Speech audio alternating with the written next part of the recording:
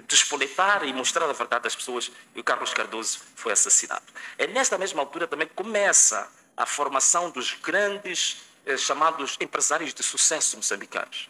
Começa, digamos, esta chamada burguesia nacional, que curiosamente uma coisa que inicia nessa altura, já o primogênito do presidente na altura, Joaquim Chissano, também esteve envolvido não só com indícios de envolvimento no assassinato de Carlos Cardoso, mas também de toda a falência, bancarrota, roubo que se fez, sobretudo no sistema financeiro, nos bancos.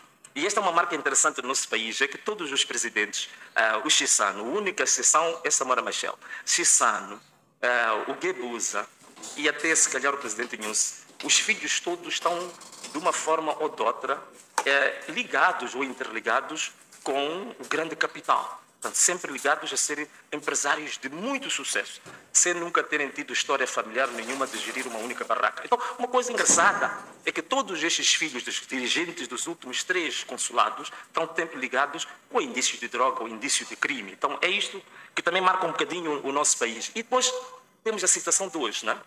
Temos a situação de hoje em que, depois de 30 anos, atenção uma coisa, depois de 30 anos de democracia multipartidária, Moçambique continua a ter ciclicamente crises pós-eleitorais. Em 2023 e 2024 foi com maior intensidade, mas desde 1994 não houve uma única eleição que nós não tivemos, logo a seguir, protestos e uma situação de crise que sempre levou aqui a acordos, foram sempre assinados acordos logo a seguir aos processos eleitorais. Quer dizer, os processos eleitorais não são resolvidos com a verdade eleitoral, os processos eleitorais nunca foram resolvidos com a reforma eleitoral, os processos eleitorais são sempre resolvidos com acordos. Os processos eleitorais sempre desembocaram, sempre num equilíbrio de partilhas de benefícios e partilhas de vontades e de interesses. Então, é assim que tem sido a história de Moçambique ao longo dos últimos 30 anos. É isso que o Ana Mola vem para fazer de diferente. É por isso mesmo que toda esta história de 30 anos de negociatas em relação à verdade eleitoral é negada a possibilidade da Ana Mola estar lá, porque sabem claramente que está aqui um foco daquilo que eu chamei a atenção, desde a Joana Simeão, que o pecado dela foi exatamente ter falado de questões do futuro, Carlos Cardoso, Ana Mola também estava ou está interessada e sabem que tem potencial de fazer parte do diálogo e tocar o dedo na ferida. Então não interessa a Ana Mola estar neste grande banquete que sempre foi a história dos últimos 30 anos. Esta que é a razão de fundo da nossa própria exclusão. Agora, o que é que nós trazemos aqui para o debate? Primeiro, queria dizer que nós já iniciamos uma partilha, decidimos por isso fazer a nossa auscultação, alguém estava a dizer paralela, eu vi isso escrito nos jornais, mas a gente diz auscultação popular das propostas de reforma da Ana Mola. Então, nós decidimos fazer o primeiro lançamento piloto. Fizemos no Facebook. No primeiro dia, nós já tivemos cerca de 45 mil moçambicanos que responderam no primeiro dia. Eu acredito, nós temos 12 inquéritos a fazer durante quase um mês, só no Facebook. E eu acredito que até o final do 12º inquérito, muito provavelmente a gente vai alcançar cerca de 150 a 200 mil pessoas que vão responder aos inquéritos. E aqui vai ficar logo um desafio para aquela comissão técnica que se diz oficial, que nós, no fim, quando fizermos o nosso relatório em dezembro, para ir entregar à mesma comissão e partilhar com o povo, a primeira pergunta que nós vamos querer ver respondida é qual é que é a base de dados e de consulta que eles fizeram e comparar com a nossa, que vai estar de certeza acima de 300 mil pessoas consultadas. Então aí vamos comparar e pôr o povo a fazer o próprio julgamento de qual é que é a verdadeira auscultação popular, não é? Outra questão que gostava também de partilhar aqui convosco é que o que nós vamos fazer hoje é passar deste inquérito que iniciou no Facebook, tanto nas redes sociais, e nós vamos passar para um inquérito ou para uma escutação mais generalizada. Portanto, vamos passar, ainda hoje já criamos o link, um site, que pode ser também uma fonte de consulta, uma fonte de recolha de opiniões e de sugestões, vamos ter o e-mail, e vamos fazer uma coisa extraordinária que é a auscultação ao nível das províncias, distritos, postos administrativos e localidades. Moçambique tem 1.100 localidades. O nosso foco até dezembro, quando fizermos o relatório final, a gente consiga chegar às 1.100 localidades. Mas acreditem que temos representações políticas em todo o país neste momento e eu acredito que devemos ser a segunda força política com maior implantação territorial em Moçambique. E quando apresentarmos o relatório, toda a gente vai perceber isso. E essa vai ser a fase que vai seguir depois das apresentações. Bom, estou a ver que o tempo aqui já está no limite. O que é que nós, então, em termos de política, o que é que nós queremos para o futuro de Moçambique? O que é que nós queremos para o futuro de Moçambique? Algumas coisas que eu vou dizer não é exatamente o debate que nós vamos fazer. É o sonho, é a utopia que nós temos para o futuro. O que vai ser feito do debate está muito limitado porque os termos de referência do COT é exatamente o que os oradores hoje, sobretudo os que vão falar dos aspectos políticos e eleitorais, vão usar os mesmos termos de referência do COT. O que eu vou dizer está um pouco para além do COT. É alguma coisa que é o sonho, que é a utopia. E qual é que é essa utopia que nós temos? Primeira utopia é que a Constituição da República existem pontos concretos que vão ser debatidos, estão a ser escutados. Na nossa opinião, a revisão da Constituição da República tem que ser uma revisão extremamente profunda, não uma revisão pontual, no âmbito daquilo que eu disse, para chegar a um acordo para depois distribuir as benesses e ultrapassar a crise. Primeira coisa, vão desculpar a ousadia, mas é isso mesmo. Nós precisamos fazer uma reforma profunda sobre a identidade do moçambicano. O que nós somos como moçambicanos? Quais são os símbolos nacionais? O que nos identifica? Alguém olha para uma bandeira e já sabe que o moçambicano todo está inserido naquela bandeira. Olha para o emblema, o moçambicano todo está inserido lá. O hino nacional, que estamos aqui a cantar, é uma forma identitária própria, uma identidade coletiva. Estes símbolos da identidade coletiva dos moçambicanos nunca foi profundamente debatido. Na nossa opinião, nós precisamos de uma reforma profunda da Constituição e dos símbolos nacionais. Um dos símbolos que nós temos que reformar é a nossa bandeira.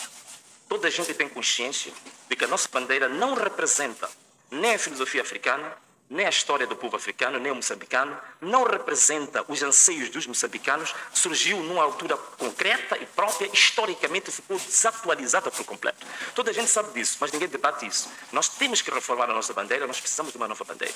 Daí que nós já iniciamos com um processo que é o lançamento do concurso público, acho que vocês já acompanharam, para vários designers moçambicanos para a proposta de uma nova bandeira. Recebemos 5.000 propostas. É por isso que até hoje não tínhamos terminado o processo. É uma coisa brutal. 5.000 propostas de designers, nacionais e internacionais. Já se fez a primeira triagem. Dessas 5.000 bandeiras, nós retiramos as 150 melhores bandeiras. Agora não queríamos atrapalhar essa escutação. Esta semana podia começar o processo já da votação pública das 150 bandeiras. Mas vamos começar talvez daqui a uma semana ou 2 semanas. Vamos ver com os nossos assessores. A bandeira de Moçambique, nós não só estamos a falar, mas vamos apresentar uma proposta concreta do que realmente é a bandeira para o futuro de Moçambique. E o que ela representa, que significado é que ela tem, qual é que é digamos, a memória descritiva dessa bandeira para todo mundo perceber o que ela representa na cor, na forma, nos elementos gráficos que lá vêm. Esse é o primeiro ponto. O segundo, precisamos de uma reforma profunda no nosso Código Penal, no Código de Processo Penal. O nível de crimes que este país tem, os crimes dos raptos, lavagem de dinheiro, a insegurança em Cabo Delgado, a evolução criminosa, vertiginosa, exige uma reforma do processo penal, do Código de Processo Penal, séria, e não este nível de penas que nós temos atribuído hoje, que as pessoas até usam como se fosse, usam a cadeia como se fosse um lugar para passar umas férias, dar uma voltinha e sair, ainda gozar com as nossas carinhas todas aqui e estar ali nas suas grandes máquinas a gozar conosco. Então, precisamos de uma reforma muito profunda sobre isso, né? Outra questão é o Banco Central. De pouco se fala do Banco Central. Temos que mudar por completo as regras do Banco Central. O Banco Central é um órgão independente, autônomo, técnico, não um órgão político, circunstancial e partidário. Precisamos reformar o Banco Central. A nossa legislação tributária, mas isso não vou me alongar, o professor Tibana vai entrar em detalhes sobre isso, portanto não vou querer roubar essa matéria. A outra questão que a gente está a precisar é talvez tocar um ou dois aspectos relativamente à lei, ao sistema eleitoral. Essas reformas todas que estou a falar, mesmo a reforma do sistema eleitoral, ela é feita como uma espécie de uma camuflagem. Quando a pessoa não quer dizer a verdade, não quer tocar a verdade, o que faz? Vai tocando assuntos supérfluos para que ninguém preste atenção para o essencial. O problema da reforma do sistema eleitoral é só um. É o roubo de votos, é só isso. É roubalheira, não tem outra coisa. Portanto, a questão fundamental, se nós quiséssemos resolver o problema da crise que o país está agora, era só e somente só todos nós pensarmos como é que podemos estancar o roubo de votos. Se a gente conseguisse fazer isso, nem que a gente não fizesse as outras reformas, provavelmente o país teria mais rapidamente a estabilidade. Não é?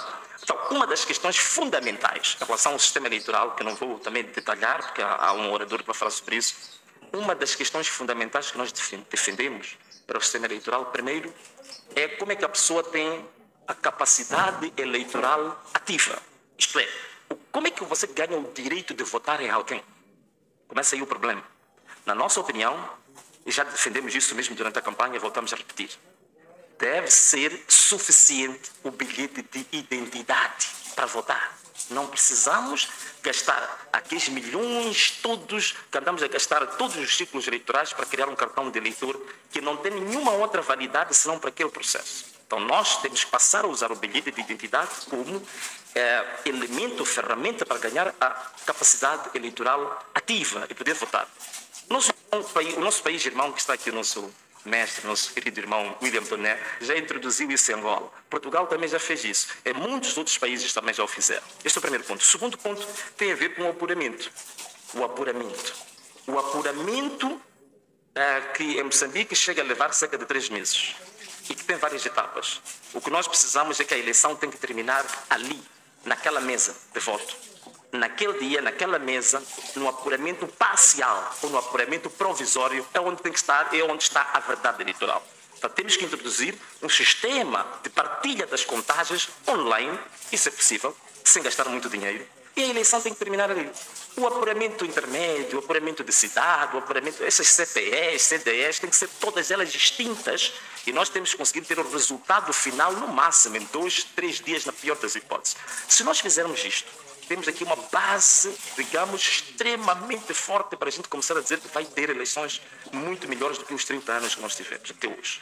Portanto, essas eram algumas questões. Tinha também questões económicas aqui para apresentar, mas vejo que já estendi-me demais no tempo. Mas era isto que eu gostava de apresentar-vos. E depois hão de vir os debates mais especializados, que vamos entrar já em vários detalhes. E, acima de tudo, agradecer imenso esta plateia maravilhosa que está aqui.